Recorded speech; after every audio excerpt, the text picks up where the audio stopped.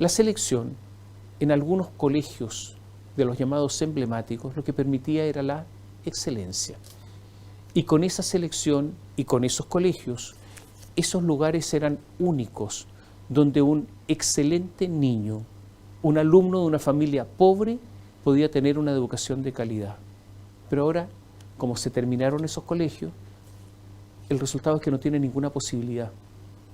Cuando el ministro Nicolás Eyzaguirre habló de quitar los patines, de nivelar para abajo, no fue un exabrupto, habló en serio. No fue un lapsus linguae, no, y lo lograron. Vuelvo al ministro de Educación Ávila, que dijo que este es el costo que hay que pagar para que no haya selección. ¿Y ese costo quiénes lo pagan? Los niños. ¿Han cambiado entonces? No, siguen exactamente igual. Y es lo que pasa con las viviendas. Podrán decir lo que quieran, pero ni en Argentina, ni en Brasil existen los créditos hipotecarios. Hay que juntar la plata. Por eso los jóvenes, por eso la clase media está condenada a arrendar. Esto también sucede en Inglaterra, en Francia o en Italia, donde es imposible para un joven de clase media comprar casa. No hay créditos hipotecarios porque las casas tienen valores imposibles. En Chile, para muchos fue posible. Para muchos, porque es cada vez menos. Con la pérdida de la profundidad del mercado de capitales, una enorme cantidad de chilenos ya no pueden optar a un crédito hipotecario. ¿Usted ha escuchado alguna preocupación por parte del gobierno? ¿Alguna? No. Y no es que usted no haya escuchado porque esté sordo, porque no hay preocupación. ¿Y por qué no hay preocupación? Porque se estima que los que tienen un pequeño ahorro propio para dar el pie, los que pueden pagar las cuotas, son unos privilegiados, que dan lo mismo, e incluso está bien que sean castigados. ¿Cuáles personas son las importantes? Las que reciben viviendas sociales, aquellas donde el mercado hipotecario no importa. ¿Usted que ideológicamente no han cambiado? Camila Vallejo dijo que el programa continúa, lo dijo hace pocos días. No estamos por renunciar a los compromisos. Mientras Carolina Toá intentó poner el acento en matizar al decir que es necesario actualizar la promesa del gobierno ante el pueblo de Chile, actualizarla, en el sentido de ir acomodando la agenda, Camila Vallejo expresó que algunos han tratado de instalar de que el gobierno debería renunciar a su programa, que eso implica una actualización o un ajuste, pero estamos muy lejos de esa idea, ortodoxia. Le contestó Camila a Carolina. Está bien, es cierto que Camila y Carolina no tienen feeling, como se dice, no se quieren mucho. Camila cuida su figura y ante cualquier asunto controversial, vocera ella, se esconde, deja de ser vocera y la vocería la tiene que hacer Carolina, aceptando pagar los costos que son de Camila. Y el Partido Comunista quiere cuidar a Camila porque sueña que en el futuro puedan tener una candidata presidencial potente en vez de ese Jadwe que tantos desatinos comete.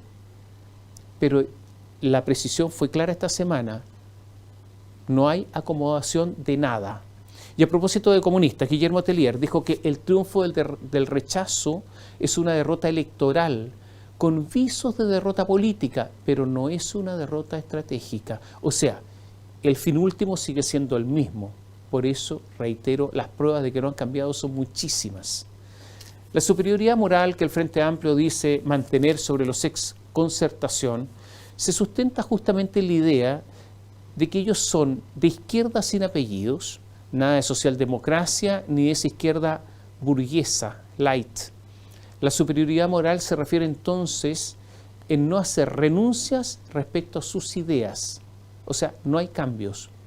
Es verdad que está la otra superioridad moral, esa de que no se mueven por dinero, sino por convicciones. Eso de no tolerar que se gane plata con una pasada y que solo debe haber mérito, pero el mérito mezclado con solidaridad. Por eso, amplios sectores estarían, por ejemplo, por eliminar la herencia, porque eso da privilegios a alguien desequilibrando la cancha.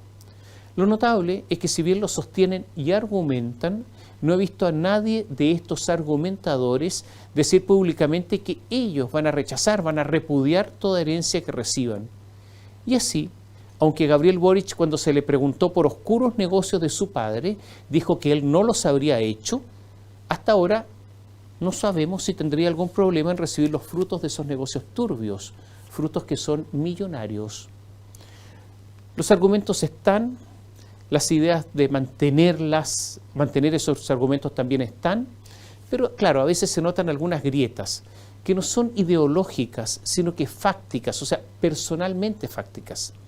En el negocio impresentable de la compra por el municipio de Santiago de la desmantelada clínica Sierra Bella, en que solo en meses algo que costó 2.100 millones de pesos, 2.100 millones de pesos termina vendiéndose al municipio, o sea, las platas públicas, en 8.250 millones, una diferencia de 6.000 millones de pesos en meses, esta pasada ya no es criticable.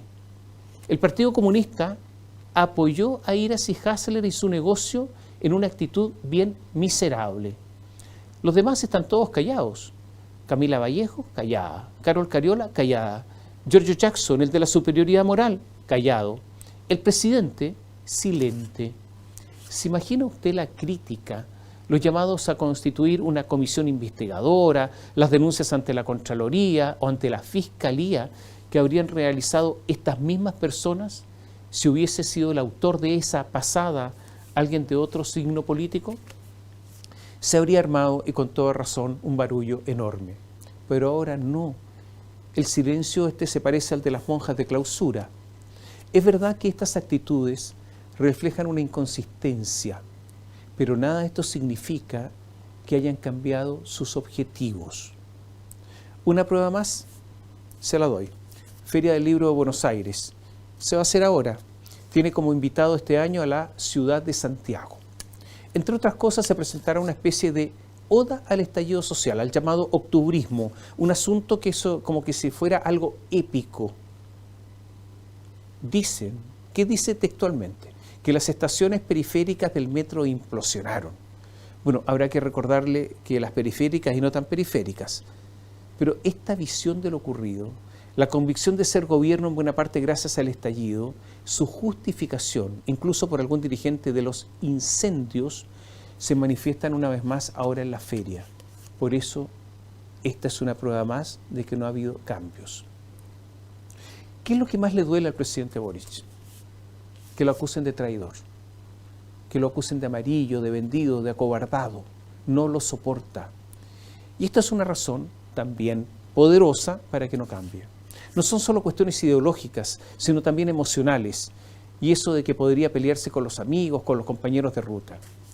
Se habla mucho de cambio de gabinete, si debe hacerse ahora o después de las elecciones de mayo. Que cuánta participación debe tener o puede tener el Partido Socialista o el PPD, que cuánto debe perder a Pro Dignidad. Es importante, obviamente, un cambio de gabinete, pero no es lo más importante. En la última encuesta Criteria, el presidente subió en su aprobación a un 39%, aumentó en un mes 6 puntos. La desaprobación, en tanto, está en 50%, bajó 5 puntos. Y el gobierno subió 5 puntos en su aprobación, está en 36%, y la desaprobación es de 53%, bajó 5 puntos. O sea, estos números le trajeron un respiro. Pese a la mirada optimista de algunos que solo miran algunas cifras positivas sin ver el resto, lo cierto es que es posible que el gobierno no termine nada de bien pese a estas cifras. Pero también es cierto que lo que suceda, cualquier cosa, tiene pocas posibilidades, el que le suceda, el que venga después, cualquiera que sea, tiene pocas posibilidades de éxito. Y Gabriel Boric y sus huestes estarán al acecho. Y en este escenario, el texto constitucional que surja este año puede ser de muy corta vida, porque además no será el texto constitucional del Frente Amplio. La otra posibilidad es que pagando costos ahora, pero teniendo rédito en el futuro, Gabriel Boric lidere un gran acuerdo nacional en serio. O sea, se trata de apoyar el texto constitucional con una gestión ejecutiva concreta para dar a ese texto solidez, para que no se trate de una hoja posible de amuñar, este es un chilenismo, amuñar, y tirar al basurero. Y se trata de pensar, por ejemplo, en un plan económico de recuperación, incentivar el ahorro y la inversión, incentivar la inversión extranjera productiva. Hay países pequeños o más pequeños que nosotros, como Ecuador, que nos están ganando. Incentivar el retorno de los capitales que se han ido, profundizar el mercado de capitales para que vuelva masivamente el crédito hipotecario, lo que incentiva la construcción, sin prejuicios ideológicos, incentivar la inversión de las empresas chilenas, cerrar las fronteras para que la inmigración sea estrictamente legal, combatir en serio la delincuencia y el crimen y olvidarse de la frasecita esa fue un ajuste de cuentas. Yo siempre me pregunto, ¿de qué cuentas? ¿Cuáles cuentas? Modernizar el Estado, que hoy es una vergüenza, volver al rigor en colegios y universidades, varias cosas más. O sea, ponernos nuevamente en camino al desarrollo, del que nos hemos alejado un montón en los últimos tiempos. No solo eso, como decía, es la manera de dar estabilidad al texto constitucional que se viene, a este nasciturus constitucional, porque si no va a durar poco. ¿Será posible? ¿Gabriel Boric querrá?